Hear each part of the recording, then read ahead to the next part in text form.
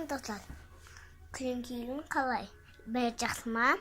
Бүгін біз Арман қаладамыз. Бүгін біз әдемі бірдеңелерді көрсетеміз. Мұнда вот пышақ, мұнда ат, мұнда немене амда мысық. Бүгін біз күн жасаймыз. Ақында сендермен тұқсамды танысайын. Міне Диана.